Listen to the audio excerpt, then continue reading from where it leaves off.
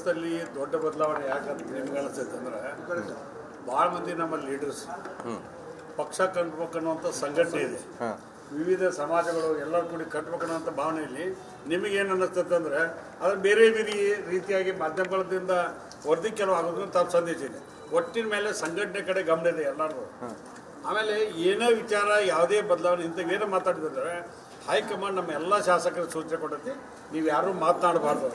ಅದಕ್ಕೆ ಆ ವಿಷಯ ನಾವು ಯಾರು ಮಾತಾಡೋದು, ಸಂಘಟನೆ ಬಗ್ಗೆ ಮಾತಾಡ್ತೀವಿ, ಮುಖ್ಯಮಂತ್ರಿಗಳ ಬಗ್ಗೆ ಮಾತಾಡ್ತೀವಿ, KPCC ಅಧ್ಯಕ್ಷರ ಬಗ್ಗೆ ಮಾತಾಡ್ತೀವಿ. ಒಳ್ಳೆ ಕೆಲಸ ಮಾಡತ್ತಾರೆ, ಎಲ್ಲರೂ ಕೂಡ ಒಕ್ಕಟ್ಟಾಗಿ ಕೆಲಸ ಮಾಡ್ಕೊಂತ ಭಾವನೆ ಇದೆ. ಅದು ಏನೋ ವಿಚಾರ ಇದ್ರು ಅದು ಹೈಕಮಾಂಡಿಗೆ ಗೊತ್ತ, ನಮ್ಗೆ ಯಾರಿಗೆ ಗೊತ್ತಿಲ್ಲ. ಸರ್, ಈಗ ಮಾತಾಡಬಾರ್ದು ಅಂತ ಹೇಳ್ತೀರಿ. ಜಾರಕಿಹೊಳಿ ಅವರು ಓಪನ್ ಆಗಿ ಹೇಳ್ತಾರೆ KPCC ಅಧ್ಯಕ್ಷ ಸ್ಥಾನದ ಆಕಾಂಕ್ಷಿ ನಾನು, 2 ಸ್ಥಾನದ ಯಾಕೆ DK ಶಿವಕುಮಾರ್ ಅವರಿಗೆ ಇಂಡೈರೆಕ್ಟ್ ಕೇಳ್ತಿದ್ದಾರೆ. ನನಗೆ ಕೇಳಿದ್ರೆ ಏನು ನಮ್ಗೆ ಹೈಕಮಾಂಡ್ ಏನು ಹೇಳಾರ, ನೀವು ಮಾತಾಡ್ಬಿಡೋದ್ಮೇಲೆ ನಾವು ಮಿಕ್ಕಿ ಮಾತಾಡಕ್ಕೆ ಬರುತ್ತಾ? ಮಾತಾಡಕ್ಕೆ ಬರೋಲ್ಲ. ನಾನು ಅದು ದೊಡ್ಡ ಮಟ್ಟ ಲೀಡರ್ ಅಲ್ಲ. ಸರ್, ಈಗ ಚರ್ಚೆ ಆಗ್ತಾ ಇರೋದು KPCC ಅಧ್ಯಕ್ಷ ಮೇಲೆ ಯಾರು ಟವಲ್ ಹಾಕಿದ್ರು, ಚೇರ್ ಮೇಲೆ CM ಚೇರ್ ಮೇಲೆ ಯಾರು ಟವಲ್ ಹಾಕಿದ್ರು, ಭಾಳ ಕುಗ್ಗೈತೆ. ಇದು ಏನೇ ಇದ್ರು ನಮ್ಮಲ್ಲಿ ಹೈಕಮಾಂಡ್ ಮಾತಾಡ್ಬೇಕು ಗೊತ್ತಾ, ನಾವು ಯಾರು ಮಾತಾಡೋಂಗಿಲ್ಲ.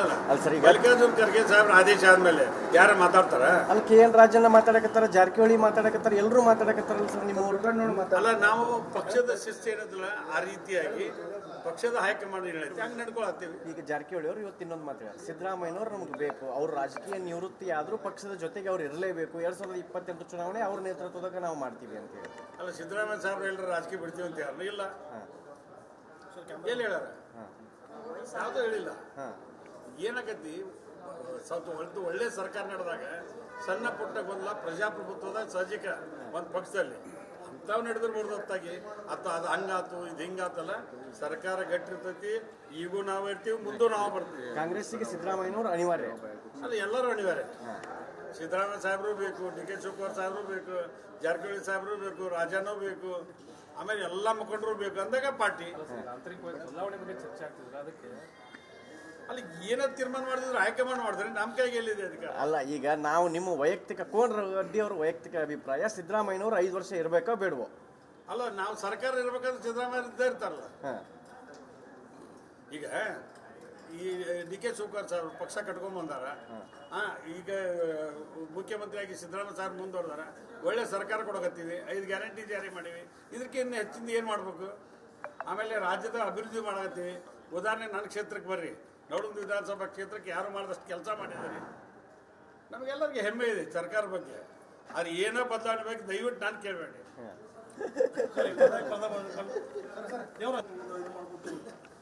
ಇಲ್ಲ, ಬಹಳ ಪ್ರಮುಖವಾದಂಥ ಪ್ರಶ್ನೆನ ನೀವು ನಾನು ಕೇಳಿದ್ರಿ. ಮಹದಾಯಿ ಕಳಸಾ ಬಂಡೂರಿ ಯೋಜನೆಯನ್ನು ಜಾರಿ ಮಾಡಬೇಕು ಅಂತ ಹೇಳಿ ಮಹದಾಯಿ ನ್ಯಾಯಾಧಿಕರಣ ತೀರ್ಪು ಕೊಟ್ಟ ನಂತರ ಕೇಂದ್ರ ಸರ್ಕಾರ ಅಧಿಸೂಚನೆ ಹೊರಡಿಸಿದೆ. DPRಗೆ ಅನುಮತಿ ಸಿಕ್ಕಾಗಿದೆ. ರಾಜ್ಯ ಸರ್ಕಾರ ತನ್ನ ಕರ್ತವ್ಯವನ್ನು ಮಾಡಿ ಟೆಂಡರ್ ಕರೆದು ಗುತ್ತಿಗೆದಾರರಿಗೆ ವರ್ಕ್ ಆರ್ಡರ್ ಕೂಡ ನೀಡಲಾಗಿದೆ. ಈಗ ವನ್ಯಜೀವಿ ಮಂಡಳಿ ಸಭೆಯಲ್ಲಿ 2 ಬಾರಿ ಮುಂದೂಡೈತೆ. ಅದಕ್ಕೆ ನಮ್ಮ ಕೇಂದ್ರ ಸಚಿವರಂತ ಸನ್ಮಾನ್ಯ ಪ್ರಹ್ಲಾದ್ ಜೋಶಿ ಸಾಹೇಬರಿಗೆ ಮನವಿ ಮಾಡಿವಿ, ಇಮಿಡಿಯೇಟ್ ಆಗಿ ಕೊಡಿಸ್ತಕ್ಕಂಥ ಪ್ರಯತ್ನವನ್ನು ಮಾಡಿರಿ ಅಂತೇಳಿ. ಆದರೂ ಕೂಡ ಸನ್ಮಾನ್ಯ ಮುಖ್ಯಮಂತ್ರಿ ಅಂತ ಸಿದ್ದರಾಮಯ್ಯನವರು DK ಶಿವಕುಮಾರ್ ಸಾಹೇಬರು ಕೇಂದ್ರ ಸರ್ಕಾರಕ್ಕೆ ಪತ್ರ ಬರೆದರು. ಏನು ಪತ್ರ ಬರೆದ್ರು? ನೀವು ಅಕಸ್ಮಾತ್ ಬೇಗನೆ ಕೊಡದೇ ಇದ್ರೆ ಇವತ್ತೇನೋ ನರೇಂದ್ರ ಮೂಲಕ ಹೋಗತಕ್ಕಂಥ ಗೋವಾ ತಮಿಳ್ನಾಡು ಯೋಜನೆ ಏನಿದೆ ಅದನ್ನು ನಾವು ಮರುಪರಿಶೀಲನೆ ಮಾಡಬೇಕಾಗತಿ. ನಾವು ಕೊಟ್ಟಂಥ NOC ಬಗ್ಗೆ ವಿಚಾರ ಮಾಡಬೇಕಾಗತ್ತೆ ಅಂದಾಗ ಕೇಂದ್ರ ಸರ್ಕಾರ ವೆರಿ ಸೀರಿಯಸ್ ಇದೆ. ನನ್ನ ಇದ್ರ ಪ್ರಕಾರ ಇದೇ ತಿಂಗಳ ತಪ್ಪಿದ್ರೆ ನೆಕ್ಸ್ಟ್ ಮಂತ್ ಒಳಗಡೆ ಆ ಸಭೆಯಲ್ಲಿ ಅನುಮತಿ ಕೊಡ್ತಾರೆ ಅನ್ನುವಂಥದ್ದು ಈಗಾಗಲೇ ಅಧಿಕಾರಿಗಳ ಮೂಲಕ ತಿಳ್ಕೊಂಡು 100% ಪರ್ಮಿಷನ್ ಕೊಟ್ಟೈತಿ. ರಾಜ್ಯ ಸರ್ಕಾರ ಟೆಂಡರ್ ಕರ್ತೈತಿ, ಕಾಮಗಾರಿ ಸ್ಟಾರ್ಟ್ ಆಗ್ಬೋದು ಅಂತ ನನಗೆ ಕೊಡಲೇಬೇಕು. ಕೊಡದೆ ಹೋದ್ರೆ ಕರೆಂಟ್ ಬಂದ್ ಮಾಡ್ತೀರಿ? ಅಲ್ಲಲ್ಲ, ಈಗಾಗಲೇ ಪತ್ರ ಬರೆದ್ಬಿಟ್ಟಿವಿ ರೈಟಿಂಗ್ದಾಗ. ಈಗ ಮುಖ್ಯಮಂತ್ರಿಗಳ ಪತ್ರ ಬರೆದ ಮೇಲೆ ನಾನು ಈ ಭಾಗದ MLA, ನೀವು ನೋಡಿ ಕೇವಲ 2 ವರ್ಷ ನಾನು ಒಬ್ಬ MLA ಆಗಿ ಎಲ್ಲೆಲ್ಲಿ ಪ್ರಸ್ತಾಪ ಮಾಡಬೇಕು, ಯಾವ್ದು ಮಾಡಬೇಕು, ಫಾರೆಸ್ಟ್ ಇಲಾಖೆಗೆ ಏನು ಹೋಗ್ಬೇಕು, ಎನ್ವೈರ್ಮೆಂಟ್ ಏನು ಕ್ಲಿಯರ್ ಮಾಡಬೇಕು, ಎಲ್ಲ ಕಡೆ ಸುತ್ತಾಡಿ ಒಂದು ಹಂತಕ್ಕೆ ತಂದೇನೆ. ನಾ ಕಳೆದ 5 ವರ್ಷ ಇರಲಿಲ್ಲ ಅಧಿಕಾರದಲ್ಲಿ, ಅವಾಗ ಯಾರು ಕೇಳಿಲ್ಲ ಅದನ್ನು. ಅದಕ್ಕೆ ಒಬ್ಬ ಶಾಸಕನಾಗಿ ನನ್ನ ಕರ್ತವ್ಯ ನನ್ನ ಭಾಗಕ್ಕೆ ನಾನು ನವಲಗುಂದ ಮತ್ತು ಹುಬ್ಬಳ್ಳಿಗೆ ಮತ್ತು ಅಣ್ಣಿಗೇರಿ ತಾಲೂಕು, ಅದು ಕೂಡ ನರಗುಂದ, ರೋಣ 13 ತಾಲೂಕಿಗೆ 4 ಜಿಲ್ಲೆಗೆ ಈ ಯೋಜನೆ ಬಗ್ಗೆ ಇಷ್ಟೆಲ್ಲ ಹೋರಾಟ ಮಾಡಿವಿ. ನಾವೊಂದು ಮಾತು ಹೇಳಿದೆ, ನಾ ಅಧಿಕಾರಕ್ಕೆ ಬಂದೇನಿ, ಮಲಪ್ರಭಾ ಮಹದಾಯಿಗೆ ಸೇರೋ ಮಠ ಮಹದಾಯಿ ನೀರು ಕುಡ್ದೋ ಸಾಯವ್ರು ಅಂತೇಳಿವಿ, ಅದನ್ನು ಮಾಡ್ತೀವಿ. ಈಗ ಈ ಮಹದಾಯಿ ವಿಚಾರದಾಗ ಈ ಧಾರವಾಡ ಜಿಲ್ಲೆ ರಾಜಕಾರಣಿಗಳು ಹೆಂಗಂದ್ರೆ BJP ಅವರು ವಿಜಯೋತ್ಸವ ಮಾಡಿದರು, ನೀವು ಸುರ್ಜೇವಾಲ ಅವರು ಬಂದರು 10,000 ಕೋಟಿ ಇಡ್ತೀವಿ ಅಂದರು. ನಿಮ್ಮ ಸರ್ಕಾರ ಬಂದು 2 ವರ್ಷ ಆಯಿತು, ಅಲ್ಲ ಬರೀ ನಾವು ರೊಕ್ಕ ಇಡೋ ಕೆಲಸ ಮಾಡಿಲ್ಲ ಈಗ ಅದನ್ನ ರೊಕ್ಕ ಅನುದಾನ ಮೀಸಲಿಟ್ಟು ಟೆಂಡರ್ ಕರೆದು ವರ್ಕ್ ಆರ್ಡರ್ ಕೊಟ್ಟೇವಿ. ಈ ಮಹದಾಯಿ ಅನ್ನೋದು ಹೆಂಗಾಗ್ಬಿಟ್ಟತ್ ಅಂದ್ರೆ ಇಲೆಕ್ಷನ್ ಮುಂದೆ ಓಟ್ ಹಾಕಕ್ ಒಂದು ಅಸ್ತ್ರ, ಓಟ್ ತಗೊಳಕ್ ಒಂದು ಅಸ್ತ್ರ ಆಗ್ಬಿಟ್ಟತ್ ನಿಮ್ಗೆ. ನೀವು ಭಾಳ ನಮ್ಗಿಂತ ಹೆಚ್ಚು ಅನುಭವ ಇದ್ದಂಥವ್ರು, ಮಾಧ್ಯಮಗಳ ಮೂಲಕ ನೀವೆಲ್ಲ ಈ ವಿಚಾರಗಳು ನಮಗೂ ಹೋರಾಟಕ್ಕೆ ಬೆಂಬಲ ಕೊಟ್ಟಂಥವ್ರು. ನನಗಿರ್ತಕ್ಕಂಥ ಅಭಿಪ್ರಾಯ ಈ ಯೋಜನೆ ಜಾರಿ ಆಗಬೇಕು. ಈ ಯೋಜನೆ ಜಾರಿ ಆಗ್ಬೇಕಾದ್ರೆ ಕೇಂದ್ರ ಸರ್ಕಾರದ ವನ್ಯಜೀವಿ ಮಂಡಳಿ ಯಾರ ಕೈಯಾಗಿದೆ? ಫಾರೆಸ್ಟ್ ಮಿನಿಸ್ಟರ್, ಎನ್ವೈರ್ಮೆಂಟ್ ಕ್ಲಿಯರೆನ್ಸ್ ಮಾಡ್ಬೇಕಂದ್ರೆ ಯಾರು ಮಾಡಬೇಕು? ಅದಕ್ಕೆ ನಾನು ಪ್ರಹ್ಲಾದ್ ಜೋಶಿ ಸಾಹೇಬ್ ಟೀಕೆ ಮಾಡ್ಬೇಕಂತಿಲ್ಲ, ಅವ್ರಿಗೆ ಒತ್ತಾಯ ಮಾಡೇವಿ, ಅವ್ರು ಮಾಡಿಸ್ತಾರ ಅನ್ನುವಂಥ ವಿಶ್ವಾಸ ಐತೆ ಅಂತ ಹೇಳೀನಿ. ಉಪಮುಖ್ಯಮಂತ್ರಿ ಅಂತ ಸನ್ಮಾನ್ಯ ಡಿ ಕೆ ಶಿವಕುಮಾರ್ ಸಾಹೇಬ್ ಸಂಬಂಧಪಟ್ಟಂಥ ಸಚಿವರಿಗೂ ಭೇಟಿ ಆದರು, ಜೋಶಿ ಸಾರ್ಗೂ ಭೇಟಿ ಆಗ್ಯಾರ, ರಾಜ್ಯ ಸರ್ಕಾರದ ಮನವಿ ಮಾಡೇವಿ ಮತ್ತು ಒತ್ತಡ ಮಾಡೇವಿ, ಮತ್ತು ಸರ್ವಪಕ್ಷ ಸಭೆ ಕರಿಬೇಕು ಅಂತ ಹೇಳಿದೆ.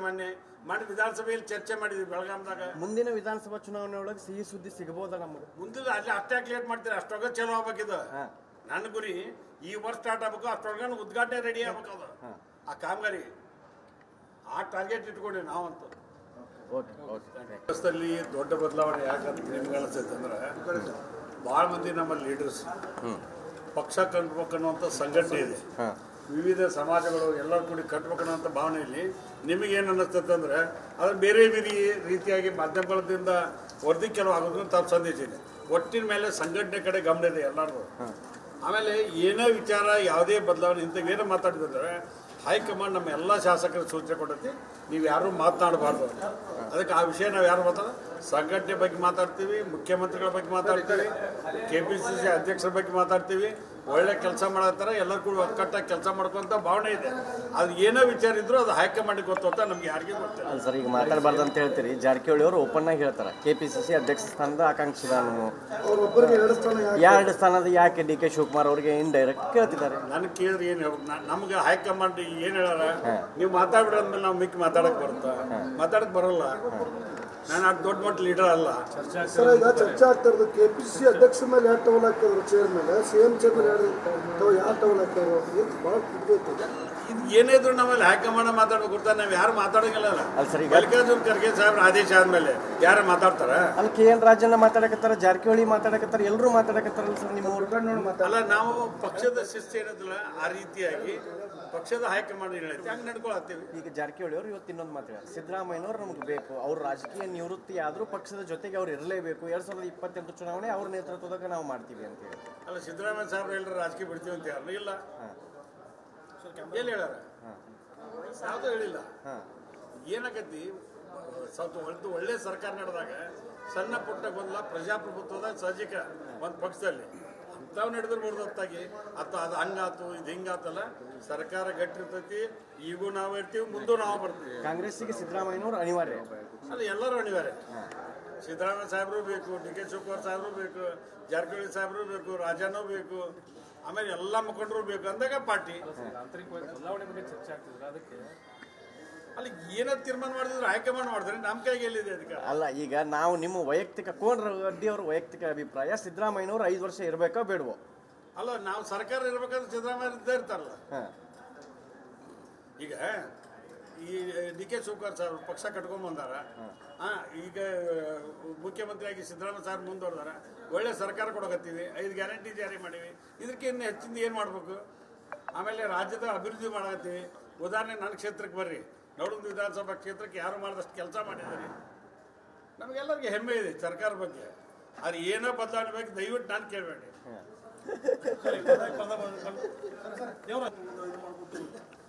ಇಲ್ಲ, ಭಾಳ ಪ್ರಮುಖವಾದಂಥ ಪ್ರಶ್ನೆನ ನೀವು ನಾನು ಕೇಳಿದ್ರಿ. ಮಹದಾಯಿ ಕಳಸಾ ಬಂಡೂರಿ ಯೋಜನೆಯನ್ನು ಜಾರಿ ಮಾಡಬೇಕು ಅಂತ ಹೇಳಿ ಮಹದಾಯಿ ನ್ಯಾಯಾಧಿಕರಣ ತೀರ್ಪು ಕೊಟ್ಟ ನಂತರ ಕೇಂದ್ರ ಸರ್ಕಾರ ಅಧಿಸೂಚನೆ ಹೊರಡಿಸಿದೆ. DPRಗೆ ಅನುಮತಿ ಸಿಕ್ಕಾಗಿದೆ. ರಾಜ್ಯ ಸರ್ಕಾರ ತನ್ನ ಕರ್ತವ್ಯವನ್ನು ಮಾಡಿ ಟೆಂಡರ್ ಕರೆದು ಗುತ್ತಿಗೆದಾರರಿಗೆ ವರ್ಕ್ ಆರ್ಡರ್ ಕೂಡ ನೀಡಲಾಗಿದೆ. ಈಗ ವನ್ಯಜೀವಿ ಮಂಡಳಿ ಸಭೆಯಲ್ಲಿ 2 ಬಾರಿ ಮುಂದೂಡೈತೆ. ಅದಕ್ಕೆ ನಮ್ಮ ಕೇಂದ್ರ ಸಚಿವರಂತ ಸನ್ಮಾನ್ಯ ಪ್ರಹ್ಲಾದ್ ಜೋಶಿ ಸಾಹೇಬರಿಗೆ ಮನವಿ ಮಾಡಿವಿ, ಇಮಿಡಿಯೇಟಾಗಿ ಕೊಡಿಸ್ತಕ್ಕಂಥ ಪ್ರಯತ್ನವನ್ನು ಮಾಡಿರಿ ಅಂತೇಳಿ. ಆದರೂ ಕೂಡ ಸನ್ಮಾನ್ಯ ಮುಖ್ಯಮಂತ್ರಿ ಅಂತ ಸಿದ್ದರಾಮಯ್ಯನವರು ಡಿ ಕೆ ಶಿವಕುಮಾರ್ ಸಾಹೇಬರು ಕೇಂದ್ರ ಸರ್ಕಾರಕ್ಕೆ ಪತ್ರ ಬರೆದರು. ಏನು ಪತ್ರ ಬರೆದ್ರು? ನೀವು ಅಕಸ್ಮಾತ್ ಬೇಗನೆ ಕೊಡದೇ ಇದ್ರೆ ಇವತ್ತೇನೋ ನರೇಂದ್ರ ಮೂಲಕ ಹೋಗತಕ್ಕಂಥ ಗೋವಾ ತಮಿಳ್ನಾಡು ಯೋಜನೆ ಏನಿದೆ ಅದನ್ನು ನಾವು ಮರುಪರಿಶೀಲನೆ ಮಾಡಬೇಕಾಗತಿ, ನಾವು ಕೊಟ್ಟಂಥ NOC ಬಗ್ಗೆ ವಿಚಾರ ಮಾಡಬೇಕಾಗತ್ತಂದಾಗ ಕೇಂದ್ರ ಸರ್ಕಾರ ವೆರಿ ಸೀರಿಯಸ್ ಇದೆ. ನನ್ನ ಇದ್ರ ಪ್ರಕಾರ ಇದೇ ತಿಂಗಳ ತಪ್ಪಿದ್ರೆ ನೆಕ್ಸ್ಟ್ ಮಂತ್ ಒಳಗಡೆ ಆ ಸಭೆಯಲ್ಲಿ ಅನುಮತಿ ಕೊಡ್ತಾರೆ ಅನ್ನುವಂಥದ್ದು ಈಗಾಗಲೇ ಅಧಿಕಾರಿಗಳ ಮೂಲಕ ತಿಳ್ಕೊಂಡೆ 100% ಪರ್ಮಿಷನ್ ಕೊಟ್ಟೈತಿ. ರಾಜ್ಯ ಸರ್ಕಾರ ಟೆಂಡರ್ ಕರ್ತೈತಿ, ಕಾಮಗಾರಿ ಸ್ಟಾರ್ಟ್ ಆಗ್ಬೋದು ಅಂತ ನನಗೆ ಗೊತ್ತಿಲ್ಲ. ಅನುಮತಿ ಕೊಡದೆ ಹೋದ್ರೆ ಇಲ್ಲ, ಕೊಡಲೇಬೇಕು. ಅಲ್ಲ ಕೊಡದೆ ಹೋದ್ರೆ ಈಗ ಕರೆಂಟ್ ಬಂದ್ ಮಾಡ್ತೀರಿ. ಅಲ್ಲಲ್ಲ, ಈಗಾಗಲೇ ಪತ್ರ ಬರೆದ್ಬಿಟ್ಟಿವಿ ರೈಟಿಂಗ್ದಾಗ. ಈಗ ಮುಖ್ಯಮಂತ್ರಿಗಳ ಪತ್ರ ಬರೆದ ಮೇಲೆ ನಾನು ಈ ಭಾಗದ MLA, ನೀವು ನೋಡಿ ಕೇವಲ 2 ವರ್ಷ ನಾನು ಒಬ್ಬ MLA ಆಗಿ ಎಲ್ಲೆಲ್ಲಿ ಪ್ರಸ್ತಾಪ ಮಾಡಬೇಕು, ಯಾರು ಮಾಡಬೇಕು, ಫಾರೆಸ್ಟ್ ಇಲಾಖೆಗೆ ಏನು ಹೋಗ್ಬೇಕು, ಎನ್ವೈರ್ಮೆಂಟ್ ಏನು ಕ್ಲಿಯರ್ ಮಾಡಬೇಕು, ಎಲ್ಲ ಕಡೆ ಸುತ್ತಾಡಿ ಒಂದು ಹಂತಕ್ಕೆ ತಂದೇನೆ. ನಾ ಕಳೆದ 5 ವರ್ಷ ಇರಲಿಲ್ಲ ಅಧಿಕಾರದಲ್ಲಿ, ಅವಾಗ ಯಾರು ಕೇಳಿಲ್ಲ ಅದನ್ನು. ಅದಕ್ಕೆ ಒಬ್ಬ ಶಾಸಕನಾಗಿ ನನ್ನ ಕರ್ತವ್ಯ, ನನ್ನ ಭಾಗಕ್ಕೆ ನಾನು ನವಲಗುಂದ ಮತ್ತು ಹುಬ್ಬಳ್ಳಿಗೆ ಮತ್ತು ಅಣ್ಣಿಗೇರಿ ತಾಲೂಕು, ಅದು ಕೂಡ ನರಗುಂದ, ರೋಣ 13 ತಾಲೂಕಿಗೆ 4 ಜಿಲ್ಲೆಗೆ ಈ ಯೋಜನೆ ಬಗ್ಗೆ ಇಷ್ಟೆಲ್ಲ ಹೋರಾಟ ಮಾಡಿವಿ. ನಾವೊಂದು ಮಾತು ಹೇಳಿದೆ, ನಾ ಅಧಿಕಾರಕ್ಕೆ ಬಂದೇನಿ, ಮಲಪ್ರಭಾ ಮಹದಾಯಿಗೆ ಸೇರೋ ಮಠ ಮಹದಾಯಿ ನೀರು ಕುಡ್ದೋ ಸಾಯವ್ರ ಅಂತೇಳಿವಿ, ಅದನ್ನು ಮಾಡ್ತೀವಿ. ಈಗ ಈ ಮಹದಾಯಿ ವಿಚಾರದಾಗ ಈ ಧಾರವಾಡ ಜಿಲ್ಲೆ ರಾಜಕಾರಣಿಗಳು ಹೆಂಗಂದ್ರೆ BJP ಅವರು ವಿಜಯೋತ್ಸವ ಮಾಡಿದರು, ನೀವು ಸುರ್ಜೇವಾಲ ಅವರು ಬಂದರು 10,000 ಕೋಟಿ ಇಡ್ತೀವಿ ಅಂದರು. ನಿಮ್ಮ ಸರ್ಕಾರ ಬಂದು 2 ವರ್ಷ ಆಯಿತು. ಅಲ್ಲ ಬರೀ ನಾವು ರೊಕ್ಕ ಇಡೋ ಕೆಲಸ ಮಾಡಿಲ್ಲ. ಈಗ ಅದನ್ನ ರೊಕ್ಕ ಅನುದಾನ ಮೀಸಲಿಟ್ಟು ಟೆಂಡರ್ ಕರೆದು ವರ್ಕ್ ಆರ್ಡರ್ ಕೊಟ್ಟೇವಿ. ಈ ಮಹದಾಯಿ ಅನ್ನೋದು ಹೆಂಗಾಗ್ಬಿಟ್ಟತ್ ಅಂದ್ರೆ ಇಲೆಕ್ಷನ್ ಮುಂದೆ ಓಟ್ ಹಾಕಕ್ಕೆ ಒಂದು ಅಸ್ತ್ರ, ಓಟ್ ತೊಗೊಳಕ್ಕೆ ಒಂದು ಅಸ್ತ್ರ ಆಗ್ಬಿಟ್ಟತ್ ನಿಮ್ಗೆ. ನೀವು ಭಾಳ ನಮ್ಗಿಂತ ಹೆಚ್ಚು ಅನುಭವ ಇದ್ದಂಥವ್ರು, ಮಾಧ್ಯಮಗಳ ಮೂಲಕ ನೀವೆಲ್ಲ ಈ ವಿಚಾರಗಳು ನಮಗೂ ಹೋರಾಟಕ್ಕೆ ಬೆಂಬಲ ಕೊಟ್ಟಂಥವ್ರು. ನನಗಿರ್ತಕ್ಕಂಥ ಅಭಿಪ್ರಾಯ, ಈ ಯೋಜನೆ ಜಾರಿ ಆಗಬೇಕು. ಈ ಯೋಜನೆ ಜಾರಿ ಆಗ್ಬೇಕಾದ್ರೆ ಕೇಂದ್ರ ಸರ್ಕಾರದ ವನ್ಯಜೀವಿ ಮಂಡಳಿ ಯಾರ ಕೈಯಾಗಿದೆ? ಫಾರೆಸ್ಟ್ ಮಿನಿಸ್ಟರ್, ಎನ್ವೈರ್ಮೆಂಟ್ ಕ್ಲಿಯರೆನ್ಸ್ ಮಾಡ್ಬೇಕಂದ್ರೆ ಯಾರು ಮಾಡಬೇಕು? ಅದಕ್ಕೆ ನಾನು ಪ್ರಹ್ಲಾದ್ ಜೋಶಿ ಸಾಹೇಬ್ ಟೀಕೆ ಮಾಡ್ಬೇಕಂತಿಲ್ಲ, ಅವ್ರಿಗೆ ಒತ್ತಾಯ ಮಾಡೇವಿ, ಅವ್ರು ಮಾಡಿಸ್ತಾರೆ ಅನ್ನುವಂಥ ವಿಶ್ವಾಸ ಐತೆ ಅಂತ ಹೇಳಿನಿ. ಉಪಮುಖ್ಯಮಂತ್ರಿ ಅಂತ ಸನ್ಮಾನ್ಯ DK ಶಿವಕುಮಾರ್ ಸಾಹೇಬ್ ಸಂಬಂಧಪಟ್ಟಂಥ ಸಚಿವರಿಗೂ ಭೇಟಿ ಆದರು, ಜೋಶಿ ಸಾರ್ಗೂ ಭೇಟಿ ಆಗ್ಯಾರ, ರಾಜ್ಯ ಸರ್ಕಾರದ ಮನವಿ ಮಾಡೇವಿ ಮತ್ತು ಒತ್ತಡ ಮಾಡೇವಿ, ಮತ್ತು ಸರ್ವಪಕ್ಷ ಸಭೆ ಕರಿಬೇಕು ಅಂತ ಹೇಳಿದೆ. ಮೊನ್ನೆ ವಿಧಾನಸಭೆಯಲ್ಲಿ ಚರ್ಚೆ ಮಾಡಿದ್ವಿ ಬೆಳಗಾಂದಾಗ. ಮುಂದಿನ ವಿಧಾನಸಭಾ ಚುನಾವಣೆ ಒಳಗೆ ಸಿಹಿ ಸುದ್ದಿ ಸಿಗಬಹುದಾ ನಮಗೆ? ಮುಂದಿನ ಅಲ್ಲಿ ಅಷ್ಟೇ ಲೇಟ್ ಮಾಡ್ತೀರಿ, ಅಷ್ಟೊಳಗೆ ಚಲೋ ಆಗ್ಬೇಕಿದು. ನನ್ನ ಗುರಿ ಈ ವರ್ಷ ಸ್ಟಾರ್ಟ್ ಆಗ್ಬೇಕು, ಅಷ್ಟೊಳಗೆ ಉದ್ಘಾಟನೆ ರೆಡಿ ಆಗ್ಬೇಕದು ಆ ಕಾಮಗಾರಿ. ಆ ಟಾರ್ಗೆಟ್ ಇಟ್ಕೊಂಡ್ವಿ ನಾವಂತೂ. ಓಕೆ.